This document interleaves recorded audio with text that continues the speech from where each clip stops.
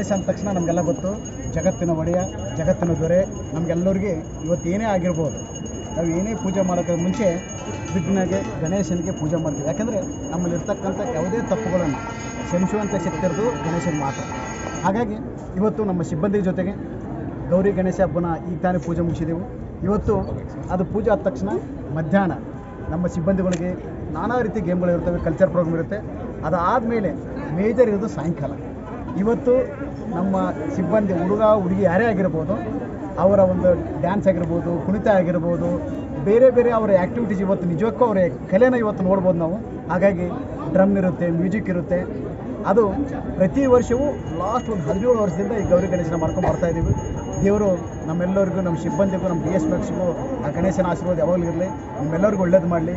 ಇನ್ನೊಂದು ಬಾರಿ ಗೌರಿ ಗಣೇಶ ಹಬ್ಬದ ಶುಭಾಶಯನೂ. ನಾವು ಮಣ್ಣಿನ ಗಣೇಶ ಇಡ್ತಾಯಿದ್ದೀವಿ. ಮಣ್ಣಿನ ಗಣೇಶ ಇಡೋಕ್ಕೆ ವಿಶೇಷ ಏನಪ್ಪ ಅಂತಂದರೆ, ನಮಗೆಲ್ಲ ಗೊತ್ತು, ನಿಮಗೆಲ್ಲ ಗೊತ್ತು, ಪಾಸ್ಟರ್ ಪ್ಲಾರಸ್ ಗಣೇಶ ಇಟ್ಟಾಗ ಅದು ನಾವು ನೀರಲ್ಲಿ ಮುಳುಗಿಸಿದಾಗ ಅದು ತೇಲುತ್ತೆ. ತೇಲ್ದಾಗ ನಾವೇನು ಮಾಡ್ತೀವಿ, ಅದ್ರ ಮೇಲೆ ನಿಲ್ತೀವಿ, ಕಾಲು ಮುರಿತೀವಿ, ಕೈ ಮುರಿತೀವಿ. ಅದೆಲ್ಲ ನಾವು ಗಣೇಶಕ್ಕೆ ನಾವೇ ಎಲ್ಲೋ ಒಂದು ಕಡೆ ಅವಮಾನ ಮಾಡ್ದಂಗೆ. ಹಾಗಾಗಿ ನಾನು ಎಲ್ಲರಿಗೂ ಪ್ರತಿ ಬಾರಿ ಹೇಳಿದೇನಪ್ಪ ಅಂದರೆ, ನಿಜಕ್ಕೂ ಪರಿಸರ ಗಣೇಶ ಅಂದರೆ ಮಣ್ಣಿನ ಗಣೇಶ ಇಟ್ಕೊಳ್ಳಿ. ಅವು ನೀರಲ್ಲಿ ಬಿಟ್ಟ ತಕ್ಷಣ ಕರಿಗೋಗುತ್ತೆ. ನೀವು ಬಕೆಟಲ್ಲಿ ಇಡ್ಬೋದು, ಕೆರೆಯಲ್ಲಿ ಬಿಡ್ಬೋದು, ಎಲ್ಲರೂ ಬಿಡ್ಬೋದು.